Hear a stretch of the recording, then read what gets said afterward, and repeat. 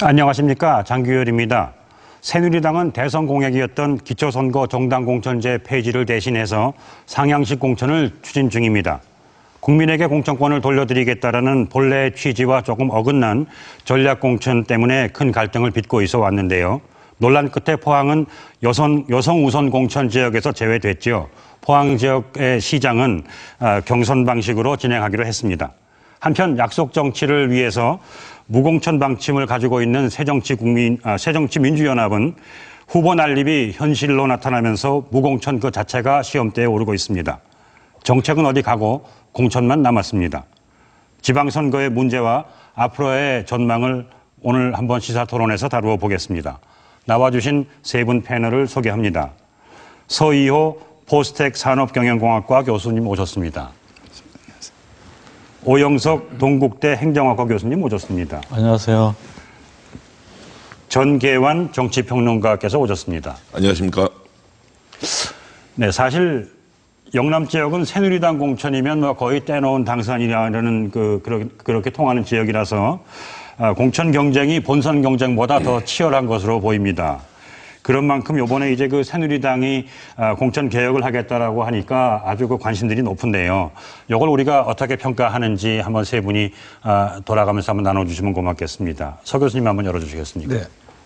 우선 뭐 공천 개혁은 굉장히 중요하다고 생각하는데 기본적으로 저는 이 지방자치단체장 공천에 있어서 가장 중요한 것은 우리 지방자치제도의 그 의의를 생각해야 된다고 생각합니다. 지방자치제도는 도입 자체의 의미가 예를 들면은 과거에는 일방적으로 중앙에서 그 단체장을 임명을 했기 때문에 단체장들이 내려와 가지고 주민들을 위한 정책을 하기보다는 중앙의 눈치를 보는 그런 문제가 굉장히 심각했고 그래서 이제 주민들이 원하는 사람을 뽑자는 의미에서 지방자치제가 도입이 됐는데 공천제를 통해 가지고 다시 중앙에서 원하는 사람을 공천을 한다면은 물론 공천된 사람이 경쟁에 던져주면 좋겠지만은 아까 사회자께서 지적해 주듯이 여기는 새누리당에서 공천하면은 거의 되는 게 거의 대부분이기 때문에 실제적으로 중앙에서 임명하는 제도밖에 되질 않거든요. 그러니까 공천제가 큰 문제가 있다는 것이고요.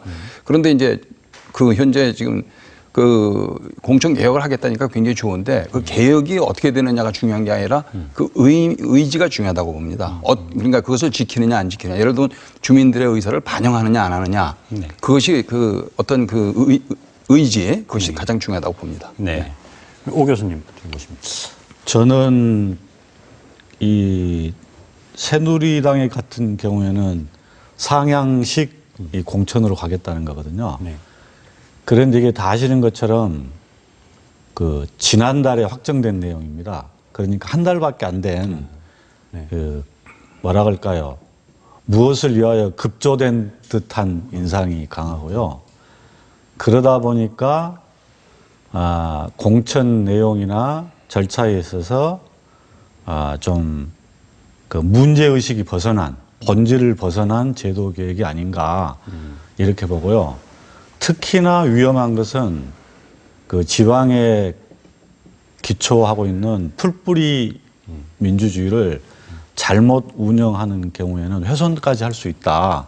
저는 좀 그렇게 부정적으로 보고 있는 사람 중에 하나입니다. 현재 과정에 대해서요. 그죠? 네.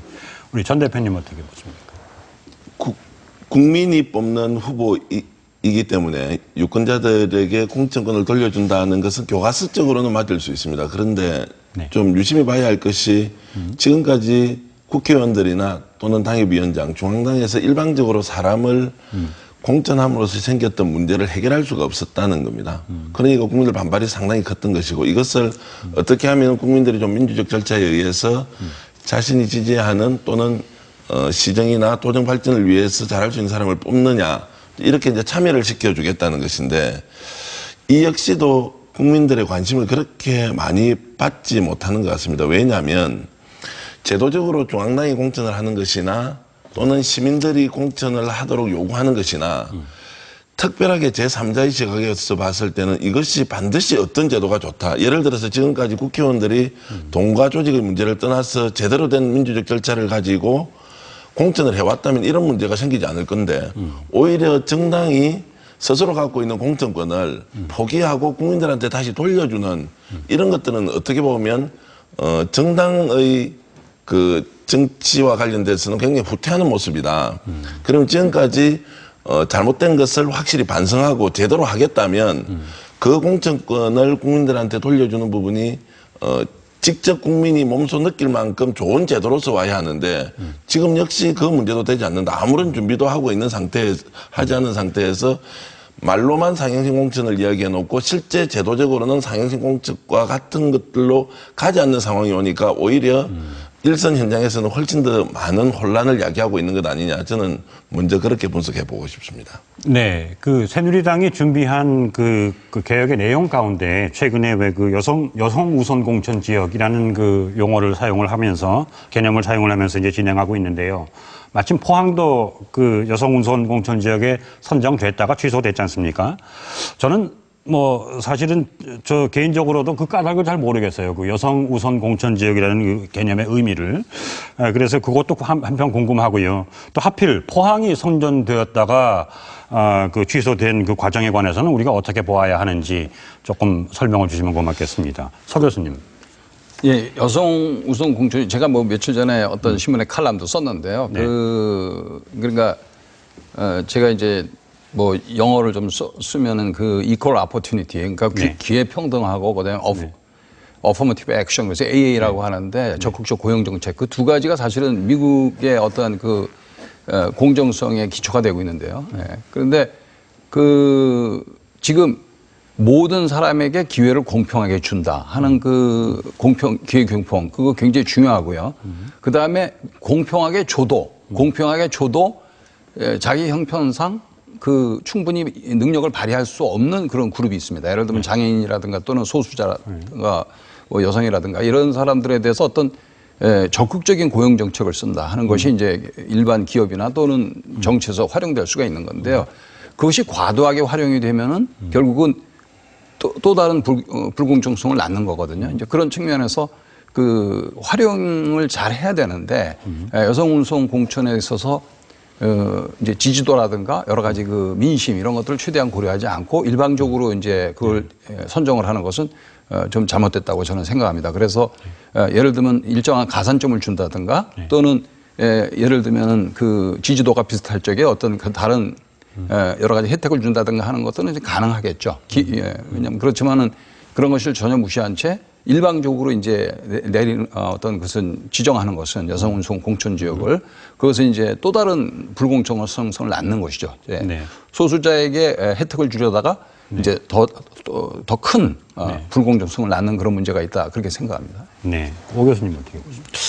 그 새누리당의 공천 계획의 골격은요, 제가 보기에 크게 세 가지입니다. 네. 하나는 그 밑으로부터 상향식을 하겠다. 물론 상향식 내용은 조금 이따 또 다뤄볼 그런 가치가 있는 주제이고요. 두 번째로는 여성 우선 그 공천을 하겠다는 건데, 이게 옛날에 그 실시했던 전략 공천하고 마찬가지 개념입니다. 예. 예, 우선 공천이라는 개념이나 그렇죠. 전략 공천이나 마찬가지고요. 네. 또 한 가지 요소가 그 필요한 경우는 본인들이 순수한 여론조사에 의해서 후보를 공천할 수 있다. 세 가지로 요약해 볼 수 있습니다. 이게 이제 두 번째가 여성 우선 정책인데요. 얼마 전까지만 해도 13군데 이 지자체장에 대해서 여성을 추천을 했었거든요. 네. 그런데 오늘 아침 뉴스 들어보니까는 6군데가 줄어들고 7군데만 여성 추천을 하더라고요. 근데 포항은 다행인지 불행인지는 모르겠습니다만은 그 빠지게 된 6군데 중에 한 군데 속합니다. 네. 그러면은 이제 많은 그 평론가들이 이야기하는 것처럼 힘이 있는 지역구 의원에서는 여성 우선 정책이 빠지고 네. 힘이 없는 곳에서는 그 제도가 스스로 남아있다. 이러한 문제점이 있고요. 뭐 확실치는 않습니다만은 포항에 같은 경우는 뭐 박심이 작용했다. 이런 서류도 있고, 그 다음에 서울 근처인 과천 같은 경우에는 특정 후보를 지정해가지고 여성 우선 공천을 했다. 이런 부작용들이 나오고 있거든요. 그래서 이게 좀 더 좀 그 성숙된 그다음에 좀 잘 갖추어진 기준을 가지고 여성을 좀 추천한다든지 아니면은 기초장보다는 그 기초의원 중에서도 비례대표 몫이 있거든요. 네. 이런 부분에 좀 우선적으로 적용을 해보고 좀 더 좀 시간을 가지고 적용을 했으면 그 제도의 취지가 잘 살렸을 때 하는 아쉬움은 좀 많이 가지고 있습니다. 네, 그렇게 보시는군요. 네. 이게 이제 그 말씀하시듯이 기회를 균등하게 준다든가 소수자를 보호한다든가 하는 그 개념의 기본 취지는 있겠는데요. 지금 말씀하신 것처럼 일각에서는 여성 우선 공천 지역을 선정하는 근간이 특별히 포항에서는 친박 간의 그 싸움 아니었느냐라는 지적이 있거든요. 친위 세력이 강한 포항에서 친박계 인사를 내려보낸다라는 이제 그런 이제 그 뒷소리이겠는데요. 이렇게 되면 실제로 그것이 작동했다고 하면 유권자는 전혀 의중이 없었다는 얘기가 되는 거 아닌가라는 생각이 들어서 조금 의아합니다. 우리 전 대표님께서 어떻게 보십니까? 교수님 말씀대로 저는 작동했다고 봅니다. 작동했다고 보고 여성공천제가 갖고 있는 좋은 점, 사회적 약자, 유권자의 절반이 여성임에도 불구하고 여성 대표성을 발휘할 수 있는 기초단체장이 없다는 것은 말이 안 되죠. 개선해야 된다. 뭐 그까지는 동의를 하는데요. 문제는 이 제도를 악용해서 보이지 않는 손이 중앙당에서 특정 인사를 지정을 해놓고 이 사람을 이 제도에 넣어서 포항에서 공천을 한번 해보자고 하니까 이게 이제 사단이 생기는 겁니다. 제도적으로 개선해야 될 점이 우리 정치개혁 과제 중에서 굉장히 많이 있지만 특히 이런 제도를 도입할 때는 도입하는 사람의 자기 의지나 결단이 굉장히 중요함에도 불구하고 이것이 특정인을 공천하기 위한 수단으로 전락하니까 이 제도가 갖고 있는 좋은 점을 전혀 살리지 못하는 겁니다. 그러니까 당연히 친이 친박의 문제로 가게 되는 것이고 그런 갈등들이 결국 조정이 안 되니까 중진 국회의원이 나서서 이것을 다시 빼버리는 그러면은 마치 특정인을 염두에 둔 그 행위가 여성 전략공천이라는 좋은 제도까지도 안 좋은 것인 것처럼 가는 결과를 빚었다면 이 제도를 도입하거나 중간에 관리했던 중앙당의 보이지 않는 손이 얼마나 큰 책임을 져야 하느냐. 과연 우리 사회가 사회적 소수자, 정치적 소수자인 여성과 장애인 문제를 어떤 식으로든 대표성을 주고 배려를 해야 하는데 이번에 포항 지역의 여성 전략 공천 건과 관련해서는 중앙당이 그 제도가 갖고 있는 좋은 의미까지 다 훼손해버리는 결과를 빚어서 그 책임이 좀 엄중하다고 저는 생각을 합니다. 네. 근데 이제 포항 말고도 그 여성 우선 공천 지역들이 이제 발표됐지 않습니까? 아까 이제 말씀해 주신 것처럼 그 선정 과정에서 지역구의 의원들이나 아니면 그 당협위원장들의 반발도 아마 만만치 않았다는 이야기를 듣고 있어요. 그래서 유권자 입장에서는 이게 뭐 느닷없다든가 조금 황당하다든가 이렇게 보시는 그 시민들도 계신 것 같거든요. 그래서 요런 일을 이제 그 말씀하신 것처럼 사전 준비가 이제 필요했을 것 같은데 그러면 그 사전 준비라고 하면 우리가 어떤 것들을 생각할 수 있는지 한번 나눠봤으면 좋겠습니다. 서 의원님, 서 교수님. 예, 그 제 생각에는 그러니까 예를 들면은 기본적으로 이제 뭐 제가 미국 얘기를 자꾸 들어서 좀 그렇습니다만 예, 미국 같은 경우에서는 그 나오고 싶은 사람 다 나오고요. 예, 그렇게 해가지고 자체 내에서 예비 선거를 하지 않습니까? 그래서 예비 선거에서 공천을 하는데 결국 공천이라는 것은 뭐냐면은 기본적인 취지를 한번 펀더멘탈, 그러니까 기본적으로 생각을 해보면은 여러 사람이 다 나갈 수 있는데 한 당에서 여러 사람이 나가면은 표가 나눠지니까 질 수가 있으니까 당 입장에서 한 사람만 내보내겠다는 거거든요. 그러면 그 사람은 가장 지지도가 높은 사람이고 가장 존경을 받는 사람이 나가야 되는 거죠. 그러니까 뭐 중앙당에 잘 보이고 굉장히 뭐 그런 사람이 나가는 게 아니라 지지도가 제일 높은 사람을 내보내는 게 그게 기본적인 원칙인데 이제 그럼에도 불구하고 여성이라든가 또는 장애자라든가 어떤 사회적인 소수자들이 나갈 수 있는 기회를 주자. 그러면 저는 이렇게 생각합니다. 아까 그 어퍼머티브 액션, 즉 적극적인 고용정책 개념으로 볼 적에는 우리가 공평한 그 기회를 준다고 하는 것은 예를 들면 우리가 무슨 시합을 하는데 다 나와라 그럴 때 어떤 사람은 안 된다. 옛날에는 뭐 미국에서 흑인들은 저기 뭡니까 이 선거도 못 나왔지만은 뭐 버스도 못 타게 하고 그랬지 않습니까? 네. 그건 안 된다 이거죠. 다 나올 수 있고 그다음에 나온 상태에서 예를 들면은 어떤 사람이 장애인이기 때문에 다른 사람들은 하루에 10km씩 유세를 하는데 자기는 2km밖에 못 간다. 걸어가지 못하니까요. 그러면 그 사람 8km에 대한 보상을 해주는 거거든요. 그것이 저는 어포머티브 액션이라고 봅니다. 이제 그런 측면에서 여성 유권자들도 마찬가지로 충분히 활동할 수 있도록 기회를 주고 여성이기 때문에 활동할 수 없는 그래서 여성이기 때문에 남성보다는 그 익스포저라고 그럴까 그 노출이 적기 때문에 예, 지지도가 좀 떨어지는 문제는 가산점으로 보완할 수 있다고 봅니다. 그런 식으로 운영이 돼야 된다고 봅니다. 네. 예. 전 대표님. 절차적으로 충분하게 고려되지 않았다는 것인데요. 예를 들면 이번에 이제 제도적 측면에서 여성 전략 공천, 장애인 전략 공천을 하겠다고 했다면 예. 차라리 이제 우리 그 경북 지역에 23개 시군, 대구 같으면 8개 구군이 있지 않습니까? 그러면 중앙당에서 지역 그 시당이든 도당이든 일정 비율을 전략 공천을 해야 하는데 이것을 어떻게 할 건지 차라리 저는 제비뽑기 방식이라도 단 10% 그러면 경북에 한 2개 그 기초단체장이 나올 거고요. 대구 같으면 1개 정도가 나온다고 보면 이렇게 해서 랜덤으로 표본 추출해서 하는 방식도 있다. 이것이 제도로 정착시키려면 거기에 대해서는 어쨌든 해당 지역구 국회의원이나 당협위원장들이 크게 이의를 제기하지 않을 테니까 그렇게 하면 그 다음에 어떻게 사람을 뽑을 것이냐.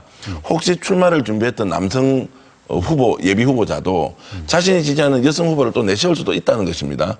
이제 이렇게 해서 제도적으로 사전에 좀 보완을 해서 균등하게 이런 그 이제 제도가 정착될 수 있는 프로세스, 그런 절차를 거쳤다면 굉장히 좀 유효하게 이번 선거에서 활용될 수 있었을 것인데 그런 것들이 사전에 논의 없는 상태에서 중앙당에서 일방적으로 공심위에서 보이지 않는 손들이 작동을 하면서 특정인을 염두에 둔 여성 전략 공천 이제 이렇게 가버리니까 문제가 더 커졌다고 보는 것이고요.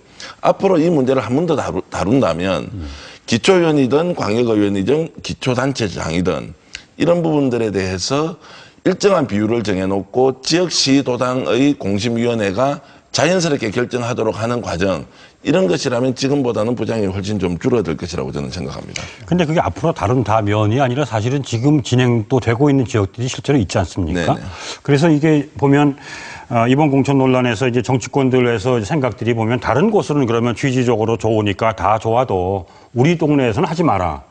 이제 그게 이제 그 소위 님비 현상, not in my backyard. 이제 그런 현상을 우리가 이야기하게 되는데요. 그럼 전략 공천이 정치적 약자 배려를 실제로 반영하기 위해서 지역에서 그 본래 취지를 살리려면 우리가 어떻게 준비를 해야 하겠습니까? 교수님. 그러니까 새누리당의 상향식 공천은요. 네. 옛날 것하고 비교를 해보면은 네. 이 지역에 이제 후보들이 있지 않습니까? 네. 이 후보들하고 그 지역 국회의원 혹은 뭐 당협위원장이라고 그러잖아요. 이 사람들 간의 관계였었거든요. 근데 새누리당의 상향식은요. 상향 단계가 더 높아졌어요. 그게 무슨 말이냐면 후보군이 있고 지역위원들이 있고 거기에다가 공천위가 또 하나 생겼습니다. 그러니까 이 세 주요 그룹에다가 이번에 여성 공천 문제를 보면은 최고위원회, 중진들로 이루어진 최고위원 그룹이 또 하나 있게 되고요. 그러니까는 거기다가 또 하나 더 저희들이 생각해 볼 수 있는 게 지역의 경우에는 후보들 간에도 여성하고 남성으로 나눠지거든요. 그러니까 남성 대 여성 후보들 간에도. 그 다음에 국회의원, 그 다음에 최고위원, 그 다음에 공천위원회.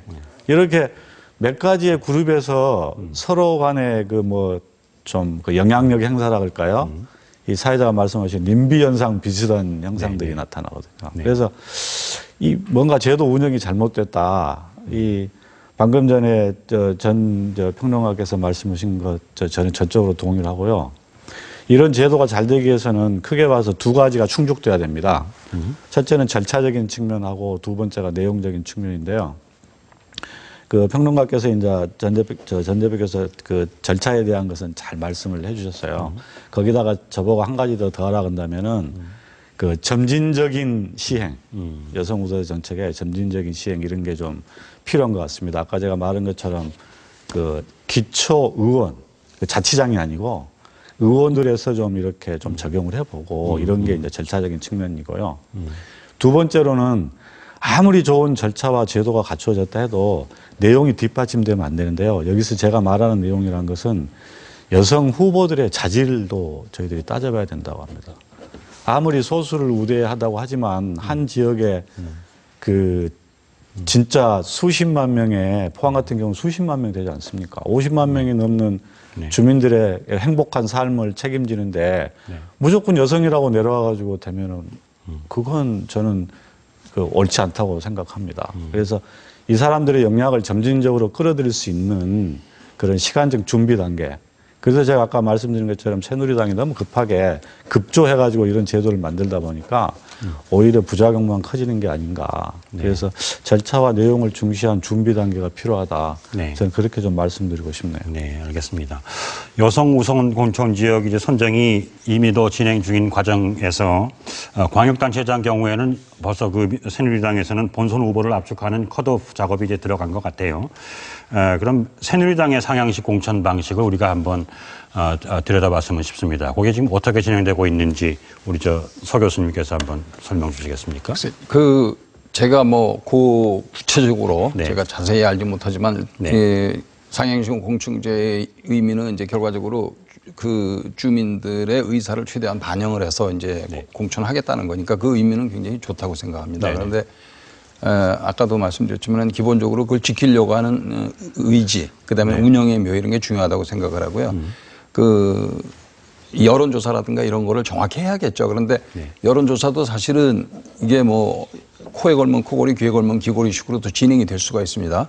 아까 우리가 예를 들면 현직의 프리미엄도 있을 수 있고요. 그다음에 그동안에 여러 가지 이런저런 이유로 지역에서 그냥 그 능력과 상관없이 알려져 있는 사람들이 또 표를 많이 얻을 수도 있고 그러니까 여론조사를 좀 정확히 하는 방법, 제3자에게 의뢰해가지고 객관성이 확보가 되고 그리고 그 좀 더 과학적이고 합리적인 방법으로 여론조사가 진행이 돼야겠죠. 그렇게 해가지고 공천이 돼야 된다고 보고요. 사실은 좀 이상적이긴 하지만 저는 미국식 예비 선거 제도를 저는 지지하는 편입니다. 네. 그래서 나올 사람 다 나오고 그다음에 예비 선거 해갖고 그 당에서 예비 선거 해가지고 뽑는 그렇게 해서 대표자를 내보내는 걸 저는 지지합니다. 네. 네. 이게 이제 기초의원 후보자 경선을 중심으로 해서 지금도 말씀 주신 그 여론조사 방식이 이제 문제가 도마 위에 오르고 있는데요. 여론조사에 여러 가지 문제점이 있다. 그리고 특별히 이제 약점들이 보인다. 그런 이제 지적이 있는데 우리 그걸 한번 좀 짚어보죠. 오 교수님. 그 여론조사 전에 저희들이 좀 짚고 넘어가야 될까요? 새누리당의 그 상향식 공천은 네. 실은 여러 가지 유형이 있습니다. 네. 예를 들어서 광역자치단체 같은 2-3-3-2 법칙이라는 게 있거든요. 20%는 대의원이고 여론조사는 또 20%로 한다 이런 게 있고요. 저희들이 관심이 있는 이제 그 기초장의 경우에는 50대 50입니다. 네. 50대 50이라는 것은 이제 50%는 당원에 의해서 선출을 하고 비중을 그 다음에 주민들로 이루어진 선거인단 경우에는 이제 50%를 하는데 자치단체장 경우에는 그 숫자가 1000명이에요. 네. 1000명이 되고요. 그 다음에 기초위원회 경우에는 그 비율이 50대 50이긴 한데 300명 정도입니다. 300명. 이게 이제 상향식인데 이 당원이라는 개념도 이렇게 깊이 들여다보면은요, 이 일반 당원이라는 그 부분이 있고요. 그 다음에 그 핵심 당원이 있어요. 그 책임 당원이. 그러니까 이 사람들은 매우 그 조직적으로 움직이는 사람입니다. 누구에 의해서 조직적으로 움직이냐면요. 국회의원하고 당협위원장에서 매우 조직적으로 의해서 움직여요. 그러니까는 실은, 교과서적으로, 개념적으로 상향 공천식이지만 안을, 밑에를 들여다보면은 그 당협위원장이 상당히 그 조직을 이끌어갈 수 있어서 영향력을 행사할 수 있는 구조다. 이런 게 이제 좀 아직까지도 위험한 요소가 내포 있다고 볼 수 있는 거죠. 그리고 주민들이 50% 이상 그 참여를 하게 되니까는 저희들이 생각한 것보다 훨씬 더 비용이 많이 듭니다. 그렇잖아요. 비용이 많이 들어요. 그래서 이제 여기다가 어떤 경우에는 아까 광역단체장한테 여론조사도 하게 되고 네. 또 공천위원회에서 판단이 쓰면은 여론조사를 하게 되거든요. 근데 저는 여론조사도 좀 조심해야 된다고 보는 게 첫 번째는 여론조사를 하는 이유가 뭐냐면요. 경쟁력 있는 후보를 끌어내겠다는 거예요. 그러니까는 이 선거의 목적이 뭡니까? 이 우수하면서도 경쟁력 있는 시장을 이렇게 선출하는 건데 벌써 정당 차원에서는 여론을 통해 가지고 경쟁력이 있는, 즉 당선 가능성이 있는 후보를 끌어내겠다 하면은 실은 좀 원칙적인 이야기로 보면은 선거를 퇴색시키는 결과도 가지고 올 수 있습니다. 그러한 단점이 하나 있을 수 있고요. 우리가 잘 아시는 것처럼 선거가 민의를 왜곡할 가능성이 있습니다. 네. 그러지 않겠습니까? 뭐 A 후보가, 새누리당에서 A 후보가 뭐 표차가 많이 나왔어요. 그러면은 부동층이 실은 많거든요. 저희 나라 부동층이 꽤 많은 편인데요. 이 부동층의 민심을 왜곡할 가능성도 가지고 있다. 이런 전략적 그 사고에서도 여론조사를 활용하지 않겠느냐 이런 게 있고요. 다음에 여론조사하는데 비용이 많이 듭니다. 실은. 그래서 그 비용 문제도 만만치 않고 또 하나 많은 분들이 지적하는 것처럼 여론조사는 설문 문항에 따라서 달라질 수 있습니다. 그렇죠. 뭐 싫어하느냐라는 유형으로도 물어볼 수 있고 좋아하느냐라는 유형으로도 물어볼 수 있고 이런 경우는 또 답이 달라져서 민의가 왜곡될 수 있거든요. 그래서 그 여론조사도 상식이 좀 조심스럽게 시도해야 된다. 이렇게 좀 말씀드리고 싶네요. 예, 우리 전 대표께서는 어떻게 상향식 공천 관련해서 확실히 이제 새누리당이 바뀐 것은 과거에는 국회의원이 광역의원과 기초의원을 말 그대로 찍었습니다. 네네. 그런데 지금은 지원을 해주려면 50대 50의 당원과 일반 시민의 여론이 반영돼야 하는 구조가 있기 때문에 좀 더 정교하고 복잡하게 지원을 해야 이제 그 사람에게 실질적인 이제 효과가 있다는 것이고, 거꾸로 이야기하면 혹시라도 국회의원의 지원을 받지 못하는 사람도 이 제도의 개선에 의해서 스스로 기초의원이 되거나 광역의원이 될 수 있는 이제 기회를 가졌다는 면에서는 저는 진일보한 측면이 있다고 보고요. 좀 전에 교수님 말씀대로 지금 현재 여론조사 방식은 이렇습니다. 실제로 ARS 같은 자동응답기 전화를 하면 응답률이 100번 전화를 하면 한 전화가 응답이 잘 되질 않습니다. 특히 요즘같이 여론조사가 워낙 많은 시기에는 전화 응답률이 굉장히 떨어지기 때문에 아까 말씀하신 대로 여론조사 비용이 많이 든다는 것은 전화를 일단 한 통하면 35원씩 들어가게 되어 있습니다. 한 사람의 응답자를 만들기 위해서는 100회 이상의 전화를 해야 하고 그게 1000개로 가면은 막대한 비용이 전화비로만 들어가는 이제 문제이기 때문에 여론조사에 이제 많은 비용이 들어간다. 또 두 번째 문제는 여론조사는 휴대폰으로 할 수 없습니다. 이런 경선 과정에서는요. 그리고 이제 집전화 중에서도 KT, 예전에 한국통신이죠. 이 전화번호 외에는 실제로 표본에 해당되질 않습니다. 그러면 거기다가 가정에 지금 전화가 없는 사람이 생각보다 많습니다. 그러면 여론조사를 한다고 하더라도 그 여론조사에 응대하는 사람이 과연 여론을 대표할 정도의 객관성을 가지고 있느냐의 문제가 있고, 또 응답 횟수가 워낙 빈도수가 떨어지기 때문에 누군가가 조직적으로 전화를 받도록 해놓는 행위를 한다면 이거 자체가 오히려 여론이라는 이름으로 반영될 가능성이 굉장히 높다. 그래서 여론조사 제도가 갖고 있는 맹점은 전화 응답의 빈도수뿐만이 아니고 조직적으로 동원을 해서 전화를 받게 할 경우에는 상당 부분 민심을 왜곡할 수 있는 가능성이 구조적 한계 때문에 일단 생겨 있다는 점을 좀 지적하고 싶고요. 그래서 이제 지금 현재는 이제 광역단체장은 2, 3, 3, 2의 방식, 또 기초단체장 이하는 50대 50의 반영 구조를 가지고 있지만 어떻게 보면은 좀 더 전문성을 가지고 있고 대표성을 가진 사람이 소수자가 배심원 제도를 통해서 객관적으로 우리가 우리 지역에서 꼭 필요한 후보는 이런 사람이다. 이런 평가 제도가 지금 현재 제도보다는 좀 더 객관적이고 구체적일 수 있다. 이런 생각도 저는 좀 해보겠습니다. 제가 직접 경험한 것을 한 말씀만 좀 드리면요. 누군가가 여론조사를 할 거 아닙니까? 그러면은 여론조사에 필요한 전화번호가 있어야 될 거 아니에요. 근데 전화번호를 구하기가 실은 어렵습니다. 그래서 제가 이렇게 보니까요. 여론조사 기관하고 이것을 주관하는 중앙당에서 각 후보들에게 지침을 내리더라고요. 근데 이게 제가 좀 말이 조심스럽습니다. 제가 뭐 문서로 확인된 것도 아니고 그래서 그러는데요. 직접 제가 보기는 했습니다. 뭐 지침이 왔는지 어쩐지는 모르겠습니다만은 각 후보가 여론조사 사람의 전화번호를 모아가지고 그 조사 기관에 보내더라고요.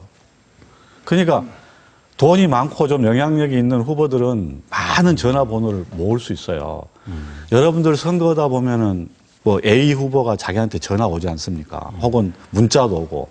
그러니까 번호가 필요한 거예요, 누구든지. 그렇죠. 이걸 다 이제 조사 기관에 보내요. 그러면은 당연히 왜곡될 수밖에 없죠, 결과가. 그거는 저희 이제 대학 평가 쪽으로 제가 오랫동안 일을 해왔는데 대학 평가도 이제 그 명성도 부분은 그렇게 하거든요. 네. 우리 학교를 지지해 줄 수 있는 그 평가자들을 예를 들어 했는데 보내게 돼 있어요. 기관에. 영국의 타임스라든가 이런데. 근데 제한돼 있죠. 예를 들면 한 학교당 400명. 네. 그러니까 지금 교수님 말씀하신 거에 보완책은 이제 보내라고 그럴 때 한 사람이 뭐 100명을 넘을 수 없다든가 500명을 넘을 수 없다든가 그건 제한을 주면 되겠죠. 네, 그것도 뭐 좋은 방법이죠. 네. 이제 시청자들이 오해가 계실까 봐 좀 말씀을 드리면 지금 현재 그런 방식은 지금 여의도 연구소나 또 민주당의 민주정책연구원 같은 정당에서는 이제 쓰지 않고요. 어찌됐든 KT 전화번호 중에서 과거에 자신이 공개에 동의했던 번호만 돼서 그거는 데이터베이스로 구축이 되어 있습니다. 그 이제 한국에 이제 29개 여론조사 전문 회사들이 KT로부터 제공받은 원 데이터가 있습니다. 이걸 가지고 이제 기준으로 하기 때문에 자칫 이제 잘못 오해를 하게 되면 조직 동원력이 있는 사람이 마치 자신의 번호를 많이 넣어서 여론조사에 응대한다. 이런 방식으로는 현재는 진행하지 않고요. 뭐 과거에는 이제 그렇게 했을 수 있지만 그거는 조금 이제 제가 그 다른 의견이 있다는 걸 말씀드리고요. 다만 그렇다 하더라도 지금 현재 KT의 데이터베이스화로 구축되어 있는 전화번호가 실제로 전화기를 설치해 놓고 있는 사람의 절반 정도밖에 안 된다는 겁니다. 요즘은 SK 전화도 있고 LG 전화도 있고 거기다가 그 하나로 통신 전화번호도 있고 또 070 인터넷 전화도 있기 때문에 여러 가지 형태의 전화가 존재하지만 결국 여론조사의 표본수가 전 시민들이 이제 대상이 되지 않는 이 문제가 이제 구조적 한계가 있다. 이제 이런 말씀까지 좀 드리겠습니다. 네. 그 공천은 사실상 여지껏까지 공천은 보니까 지역 국회의원이나 당협위원장이 아까 말씀하시듯이 이제 찍었단 말이죠. 이제 그걸 이제 그런 폐해를 이제 그 한번 막아보자라는 것이 상향식 공천 제도이겠는데요. 공천 개혁이고. 그러면 우리가 한번 생각을 해봐야 될 것은 뭐 지금도 우리 이야기 중이긴 하지만 정말로 우리가 민심을 얼마나 충족한 그런 그 공천 제도를 만들어낼 수 있을 것인지 어떤 기대를 우리가 가질 수 있는지 그걸 한번 나눠봤으면 좋겠습니다. 서 교수님. 민심을 최대한 반영하는 공천제도 사실 이게 뭐 진짜 어려운 제도, 어려운 과제고요. 그러니까 뭐 민심이라는 걸 어떻게 사실은 저도 한 1년 전쯤에 어떤 국회의원 공천 그런 상황에 한번 들어가 봤었어요. 그러니까 다른 분이 그런 상황을 제가 좀 도와드리는 그런 상황에 한번 들어가서 쭉 한 3, 4개월 정도 공천 과정을 좀 지켜보면서 상당히 그 뭐라 그럴까 좀 고통을 느꼈습니다. 왜냐하면은 그 공천을 위해서 그 후보들이 중앙당에 잘 보이기 위해서 굉장히 애쓰고 하는 그런 모습들을 보면서 좀 어떨 때는 좀 참담한 생각을 가졌습니다. 그러니까 주민들한테 잘 서브하고 주민들하고 잘 해야 될 이러한 일들이 뭐 국회의원도 마찬가지고 지방자치단체도 마찬가지고 결국 국민을 위해서 일하는 건데요. 그러니까 주민을 위해서 일하고 국민을 위해서 일하는 건데 그거보다는 이제 위에 잘 보여야 되기 때문에 공천 제도라는 것 때문에 그래서 그 주민들의 의사를 반영한 공천제 이건 굉장히 중요한 과제고요. 저는 기본적으로는 중앙에서 어떤 기득권을 저는 과감하게 포기해야 된다 그런 생각을 합니다. 그래서 그거는 뭐 정치권에서 여러 번 나온 얘기고 왜 공천제를 폐지해야 되냐 기득권 포기인데요. 결국은 기득권을 포기할 수 없는 것은 공천제가 있어야만 뭐 쉬운 얘기지만 다 아는 얘기지만 중앙에서 힘을 가질 수 있기 때문에 그렇거든요. 국회의원들도 그래야 힘을 가질 수 있는 거고요. 그래서 그런 것들을 어떻게 하면 효과적으로 포기할 수 있냐. 실제로 의회 민주주의라든가 어떤 그 기본 지방자치 민주주의에 대한 기본적인 이해 기본적인 그 충분한 그 이해가 있어야만 이게 가능하기 때문에 주민들의 의사를 충분히 반영한다고 하는 이 상향 공천제의 그 성패는 그런 기득권의 포기 그리고 그 의회 민주주의 또는 그 지방 자치 주민들을 중심으로 한 지방 자치에 대한 기본적인 이해가 선행돼야 된다 그렇게 생각합니다.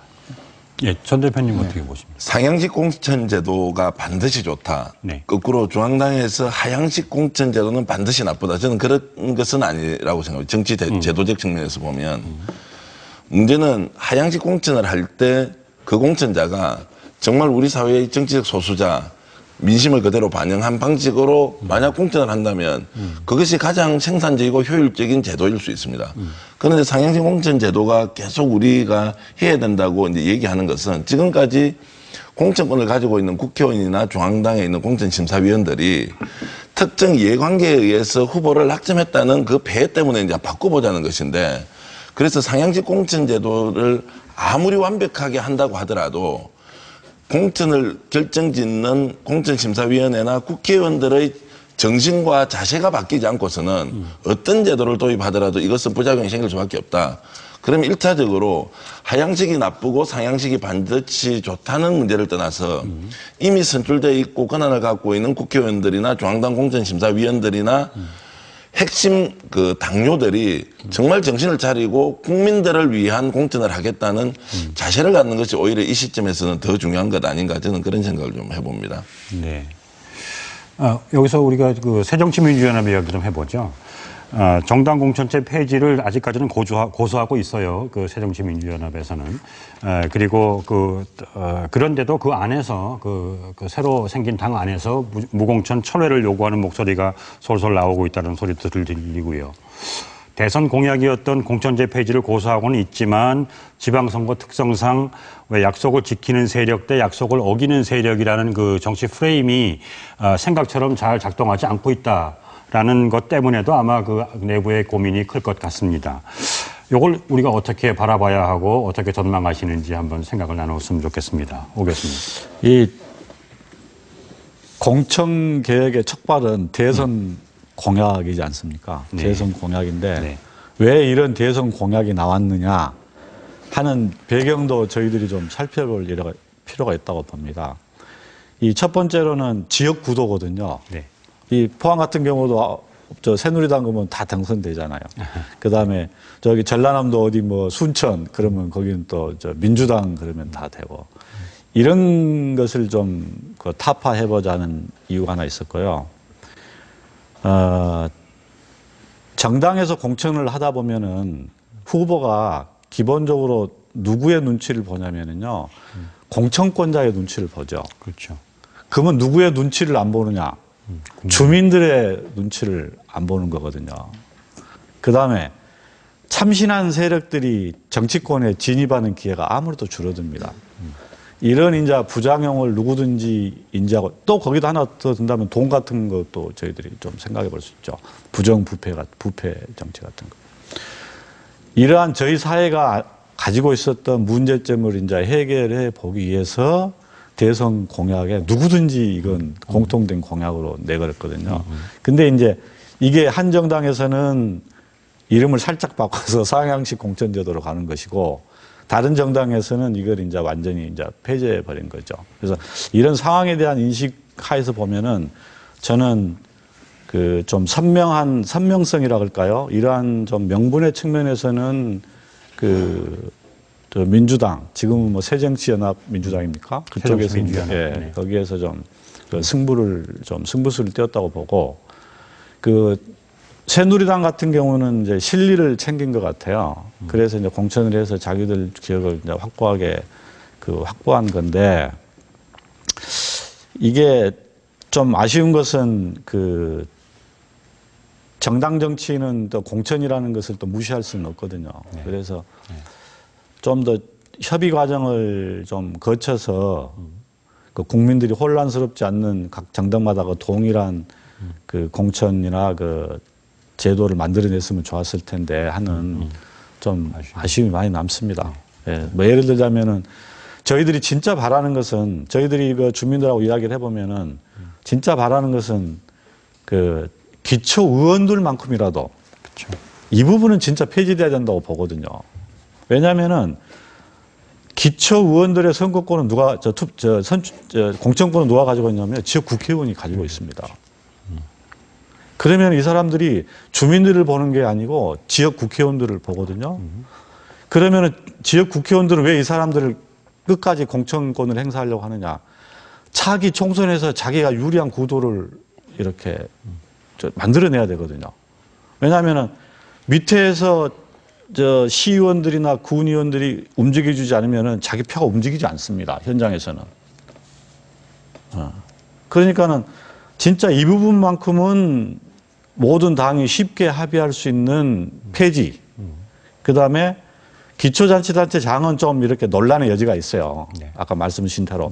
물론 외국 같은 경우는 이 규모가 작거든요.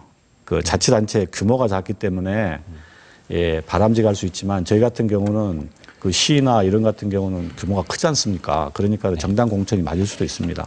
이런 건 좀 추후에 실시하고 이런 방향으로 점진적으로 했었으면 좋았을 때는 난 아쉬움이 많이 남습니다. 네.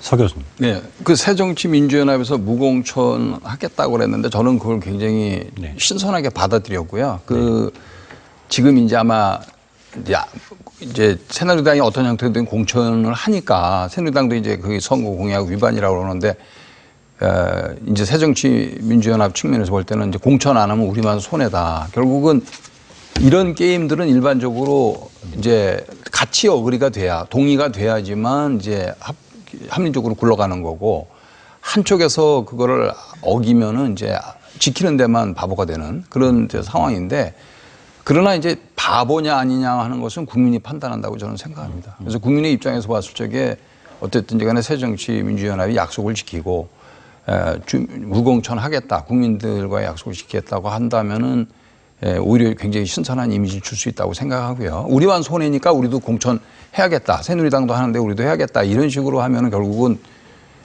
신뢰를 더 잃는다고 생각하고요. 그런 측면에서 그 과감하게 공천을 폐지하고 그런 신선한 이미지를 주는 것이 저는 그 당에게 제가 뭐 어느 당을 저는 선호하는 건 아닙니다. 그 당에게 오히려 도움이 될 것이다 그렇게 생각합니다.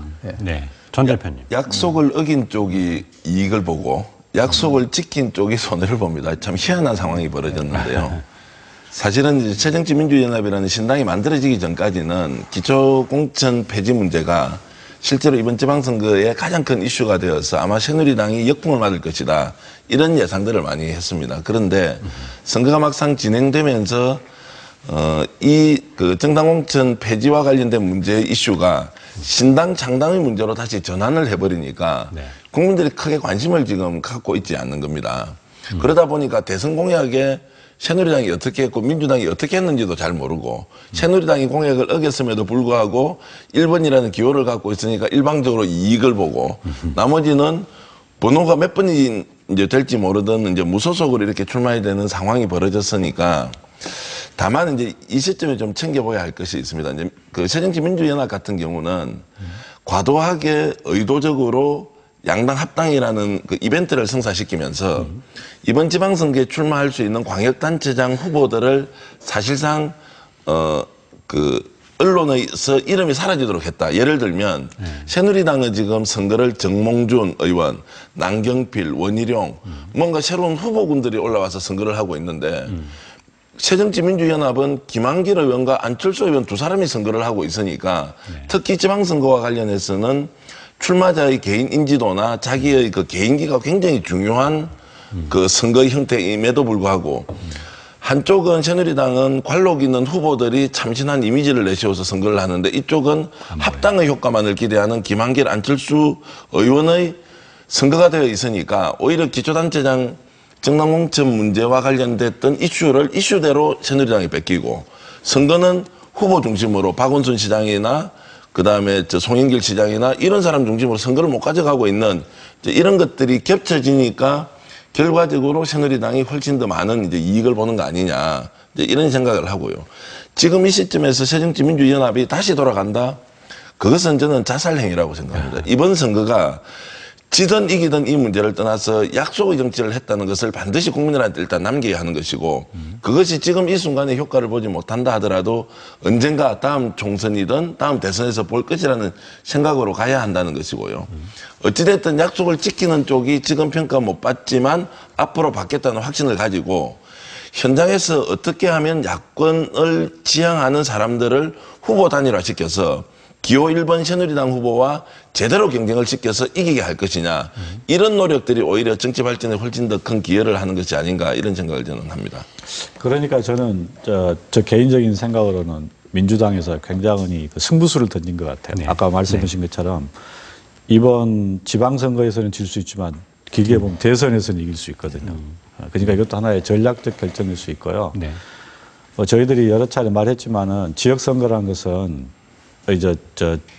이게 지방선거라는 것은 지역선거입니다. 네. 그러니까 실은 민주당에서 후보를 내지 않았다고 해서 그쪽 성향 사람이 당선되는 것은 아니에요. 당선 안 되는 것은 아닙니다. 네. 특히나 호남 지역에서는 그렇고 또 그렇거든요. 그래서 네.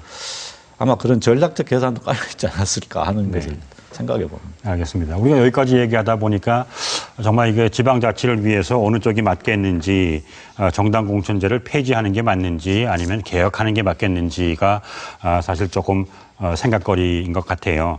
여기서 우리가 다음 주제로 넘어가기 전에 한 분씩 돌아가면서 그 부분에 관해서 우리가 폐지인지 개혁인지 그 부분에 관해서 짧게 한번 의견들을 한번 나눠보죠. 오 교수님. 네, 그러니까 이제 기본적인 제 생각하고 이제 현실론하고의 좀 차이인데요. 기본적으로는 저는 공천제를 폐지해야 된다고 생각을 하고요. 그래서 어쨌든지 간에 경선을 통해서라든가 예비선거라든가 그런 걸 통해서 주민들의 뜻을 반영을 해서 이제 추천을 해야 된다. 모두에도 말씀드렸지만은 이제 중앙에서 공천을 하는 것은 어쨌든지 간에 그게 100%든 50%든 20%든 10%든 중앙에 힘이 들어가고 있는 거기 때문에 결과적으로 지방자치제의 의미하고는 맞지 않는다. 지방자치제라는 결과적으로 지방민의 주민들의 뜻을 살려야 되는데 몇 %가 되든 중앙에서 힘을 과시하려고 하는 거고요. 물론 현실적으로 봤을 적에 중앙이 컨트롤을 해야 되기 때문에 그런 뭐라 그럴까요? 그 레버리지라고 그러나요? 그런 것들을 갖고 있어야 된다라고 생각하는 면도 있겠죠. 그렇지만 그런 거를 과감하게 포기할 수 있는 게 그것이 멋있는 정치고 그래서 아까 그 민주연합이 그 새정치민주연합이 이제 이런 것들을 지켜주면은 오히려 장기적으로는 지지를 받을 수 있다 그렇게 생각해요. 국민들은 절대로 바보가 아닙니다. 국민들은 약속을 지키는 사람이 누구고 어떤 분이 신뢰가 있고 어떤 정당이 신뢰가 있는지를 이제 알게 되거든요. 그러니까 당장 이익은 얻을 수 있어요. 그런 측면에서 이제 하고 만약에 폐지하기가 너무 힘들다면 그 현실적인 문제가 있겠죠. 제가 정치인이 아니기 때문에 그쪽에서 피부적으로 느끼는 문제가 있다면은 공천제를 실시를 하더라도 상당히 민주화된 공천제를 실시해야 된다. 그 방법론은 뭐 여러 가지가 있겠죠. 완전히 100% 예비 선거로 가는 방법도 있을 거고요. 지금과 같이 뭐 50대 50 당원, 심지어는 미국 같은 경우는 비당원들, 상대방 당원이 이제 민주당 예비 선거할 때 공화당 당원도 투표할 수 있는 제도도 있습니다. 예비 선거. 그런 것까지 있으니까 그런 식으로 오픈 마인드, 완전히 열려진 마음으로 할 수 있는 자세가 되어 있다면 뭐 좀 수정된 공천제도 가능은 하겠죠. 네. 오 교수님. 저는 특히 기초자치단체 그 중에서도 의원들만큼은 폐지돼야 된다고 봅니다. 그래서 정당 공천이 폐지돼야 된다고 보고요.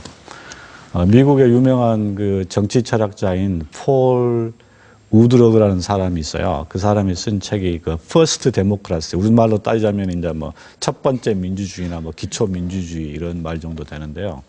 공천이나 정당 활동에 제 말은 공천이나 투표 이런 행위에 정당의 그 의지가 개입하게 되면은 민주주의가 죽는다고 이렇게 이제 주장하는 학자거든요. 그래서 첫 번째 데모크라시는 주민들에게 모든 권한을 돌려줘야 된다. 그렇게 하지 않으면은 후보들은 주민들 말을 듣지 않게 되는 거죠. 그래서 좀 그런 것을 좀 유념해 두는 게 좋을 것 같고요. 또 정당이 그대로 살아나게 되면은 저희 나라 정치의 한 선거에 있어서 가장 큰 특징 중에 하나가 상징 정치와 선택입니다. 그러니까 이 사람의 정강이나 인물을 보고 뽑는 게 아니고 기호나 색깔을 보고 뽑거든요. 1번 누구, 빨간색 누구 이런 식으로요. 그래서 굉장히 큰 폐단이 나타날 수 있다. 그래서 기초자치단체만큼은 폐지를 하는 게 맞다. 이런 게 일반된 의견이자 제 의견이기도 합니다. 네. 전 대표님 어떻게 보십니까? 정치적으로 약속을 했기 때문에 지켜야 한다고 봅니다. 양당 대선 후보가 정당공천, 기초 정당공천 폐지를 약속했으면 지켜야 하는 것이죠. 완벽한 제도는 없다고 생각합니다. 약속을 실천하는가 실천하지 않는가 여기에 대한 이제 판단을 해야 하는데 다만 요즘 이제 돌아가는 상황을 보면 새누리당이 좀 유리하고 새정치민주연합이 굉장히 불리한 구도로 정당공천과 관련된 이제 실익들이 있을 텐데 이걸 두고 이제 하는 새누리당 이제 황우여 대표 얘기를 보면 이제 가관입니다. 이런 겁니다. 자, 우리는 정당공천을 지금 다시 하는데 하지 않는 새정치민주연합은 책임 정치를 하지 않는 정당이라고 이렇게 비판하면 안 됩니다. 정치인이 요즘은 이제 저는 이렇게 봅니다. 정치인이 국민을 상대로 거짓말 시키는 것도 2번, 3번, 4번 넘어가니까 부끄러운 줄 모르고 거짓말을 계속 시킵니다. 그렇죠.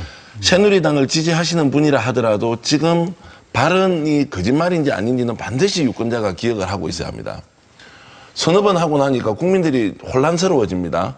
그럼 이분이 무슨 얘기를 했는지를 모르는데 정치라는 것은 기본적으로 말로 절반을 하는 것이고 행동으로 절반을 하는 것이 정치입니다. 말로 하는 것은 결국 국민을 향해 던지는 메시지인데 그 메시지에 대해서 어느 정도 약속을 지키느냐는 것은 정치인이 가져야 할 가장 중요한 덕목임에도 불구하고 그것을 어기는 것을 당연지사처럼 생각하고 있는 이 행태를 보면 기초단체 정당공천을 둘러싼 지금 새누리당은 정말 야당이 못하고 있기 때문에 반사이익을 보고 있지만 본질적으로 보면 굉장히 국민들을 상대로 오만불순한 행동을 하고 있다. 이런 저는 비판은 아낌없이 해줘야 한다고 생각합니다.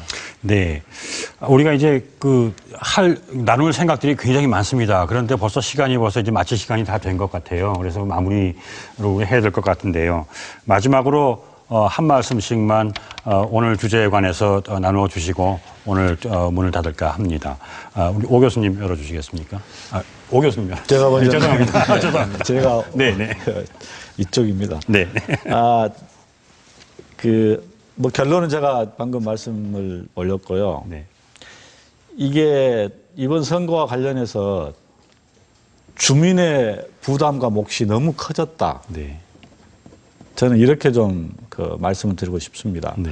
왜냐하면은 정치권이나 정부에서 제도를 만들어서 주민들이 편하게 자유의지에 따라서 자기 지역의 실정에 맞는 사람을 고를 수 있는 제도를 만들어주면 얼마나 주민들이 편하겠습니까? 네. 이게 정치권이 해야 될 일인데 모든 상황을 혼란스럽게 만들어 놓고 주민들 보고 당신들이 현명하게 행동하세요라고 지금 이렇게 강요하는 거거든요.